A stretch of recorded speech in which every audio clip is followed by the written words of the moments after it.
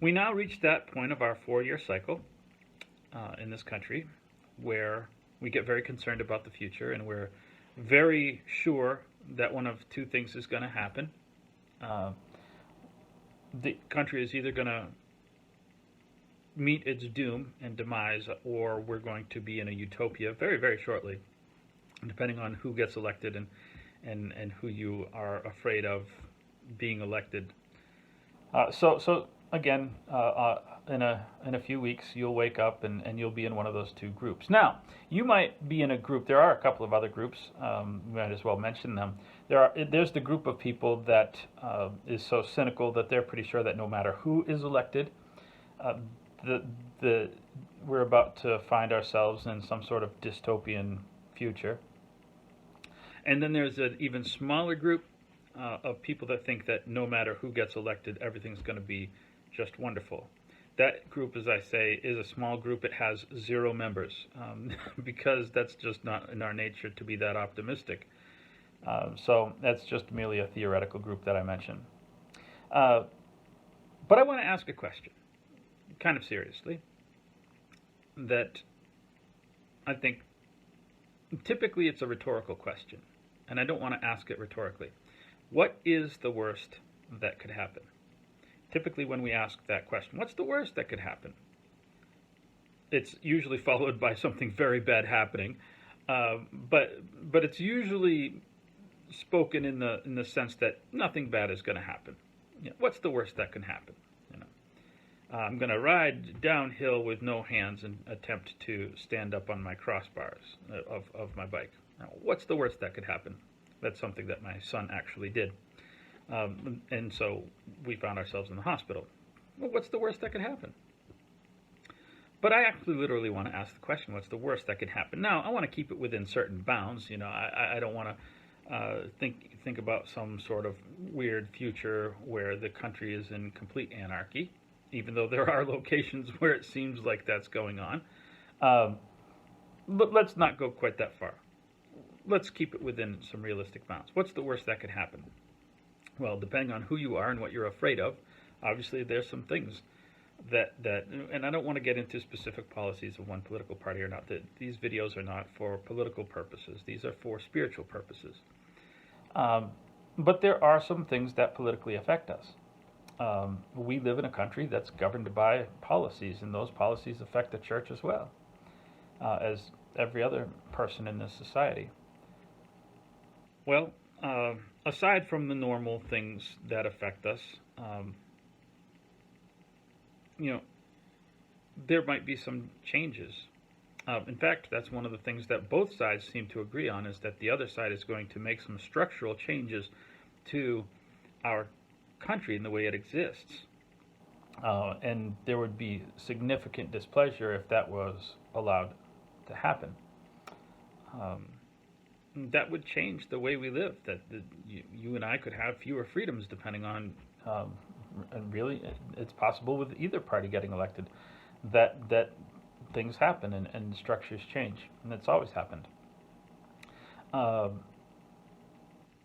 so as a result, being in the world that we live in, depending on who gets elected, there might be this group or that group that is incredibly unhappy with the results, and we could find ourselves in problems. Now, if you live in a farming community, you have probably less of a chance that you're going to meet, you know, violence on your doorstep. Um, but again, the more urban area, the more people, the more those things tend to spiral out of control. So you could find yourself in that situation. Physical harm is something real. It's not a rhetorical problem. It's a real problem. Um, so there are some very real things. We could go on. We're very pessimistic as people, very naturally, and so we could probably come up with quite a list of wrong things that could happen. Again, the policies, the specific things that could happen. But here's some things that, here's something that's not going to happen, and I'm pretty sure this is not going to happen. Um, both sides view the other side as immoral, right? And there's things that you don't like about the other side, regardless of who you are. But I'm pretty sure that no one is going to force you to do something immoral. Right? So it's been, 50 years since Roe versus Wade was, uh, I would say the law Roe versus Wade, but it's a court decision, gave us abortion as a country. So just an example, no one has ever been forced by the government to have an abortion. That's just not happened.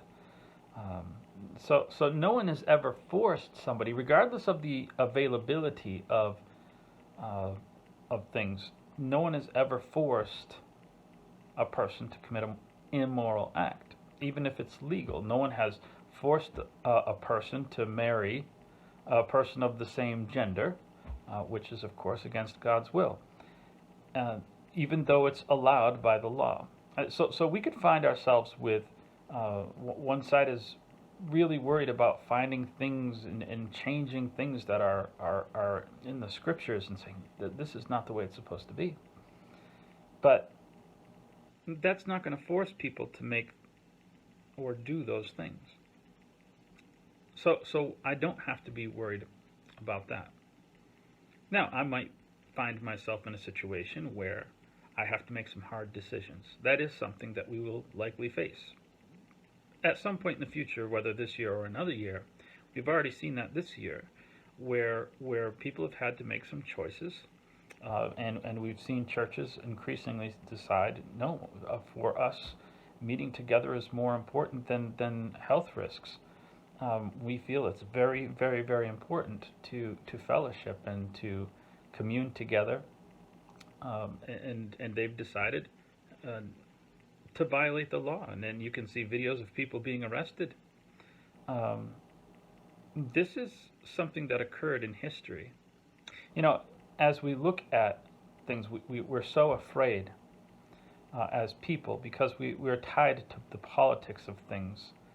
And we almost maybe feel a little bit differently from the world. But, in other centuries and even in the Bible times, they were tied to the politics, and they had things that I'm sure that they wish would happen or didn't happen.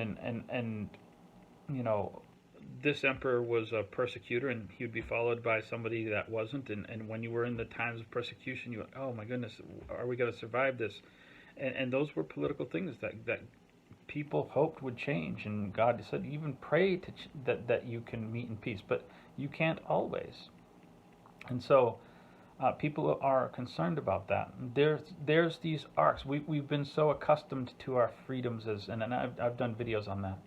I don't want to redo that one, but we've been so accustomed to our freedoms as Americans.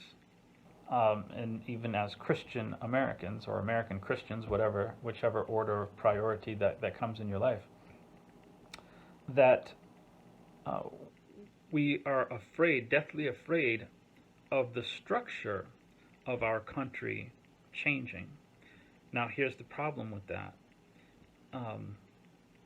Every nation has an arc, and it goes down, Rome, consider Rome. And once the greatest empire in the world, it spanned 3 continents, continuously 3 continents, not just sporadically, like the quote-unquote British Empire, but in one landmass to have a continuous empire.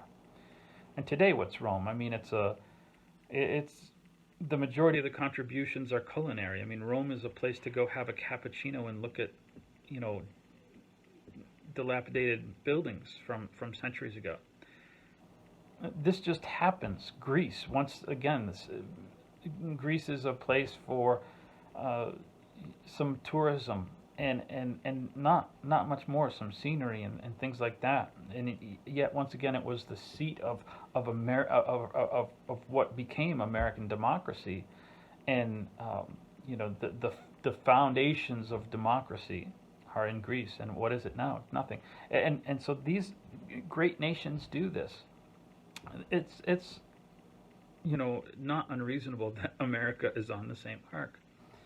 And yet Christianity is still with us. It has survived all these things, and that's important for us to remember.